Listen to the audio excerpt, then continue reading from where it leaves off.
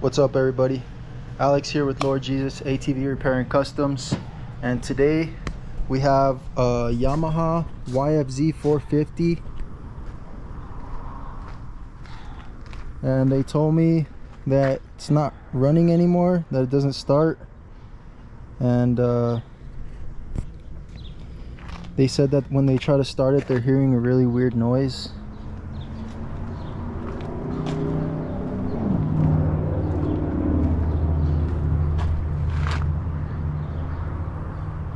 And so off camera, I got this thing running with the jump start, and I could notice it was leaking a whole bunch of oil right here, and it seems like it's just been covering the whole quad with oil.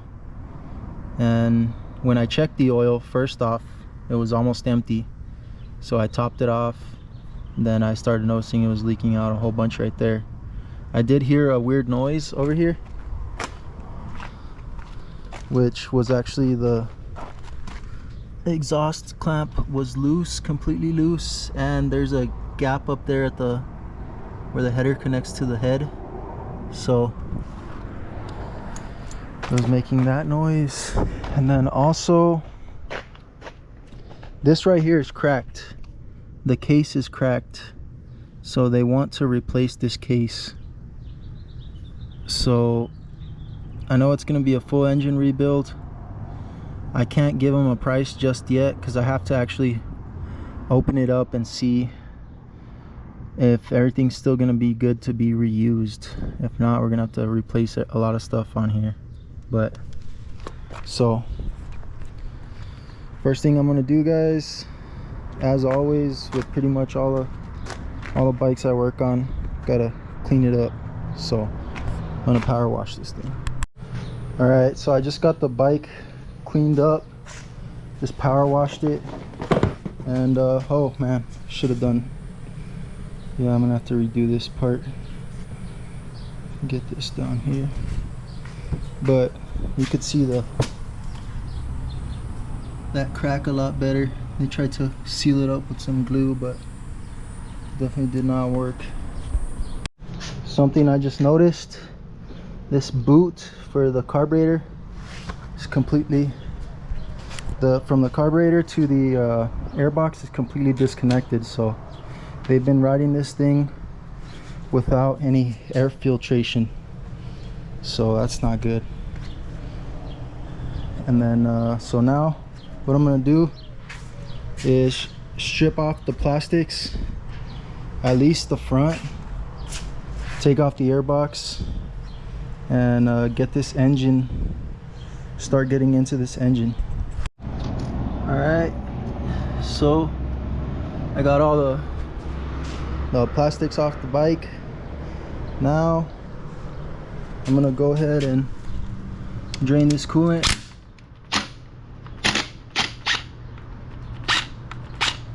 Man, this thing is rusty. What the heck?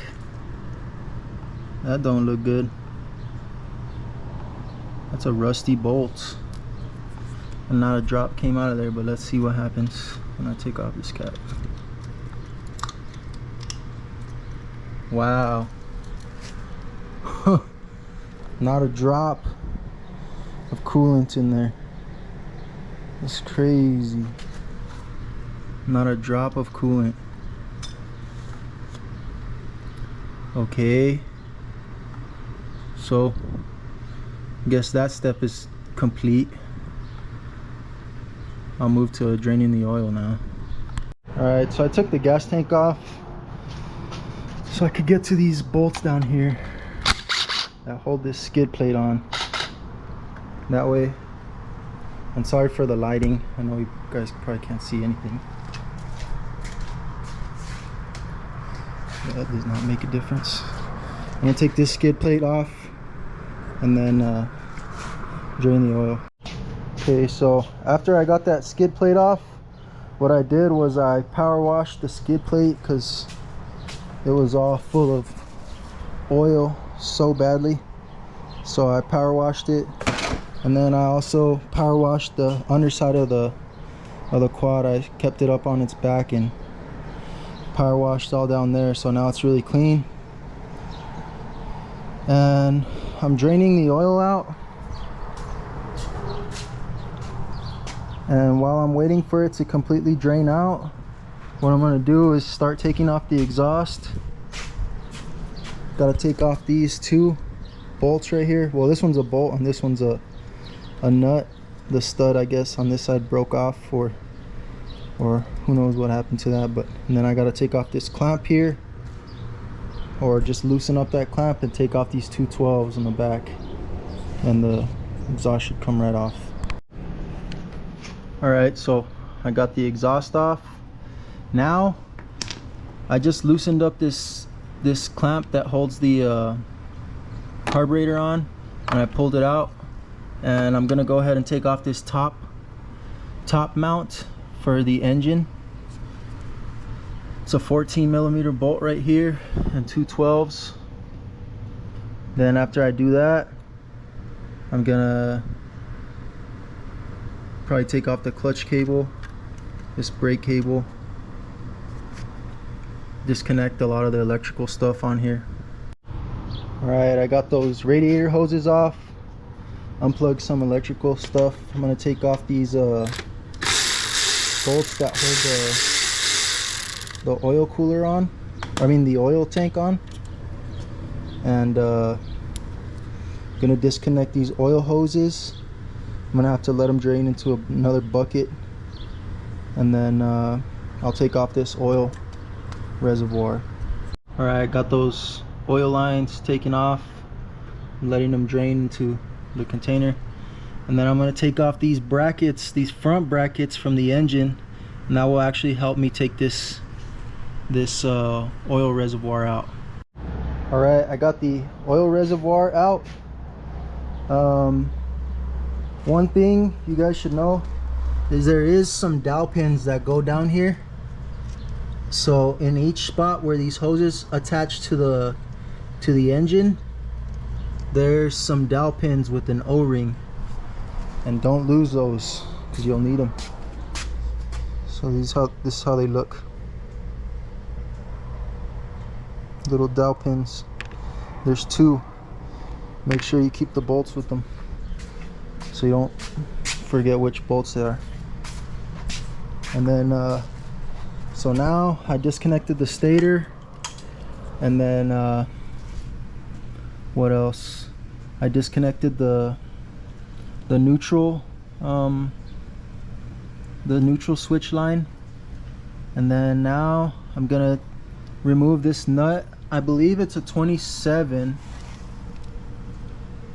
or it might be a 24. Oh yeah, it's a 27.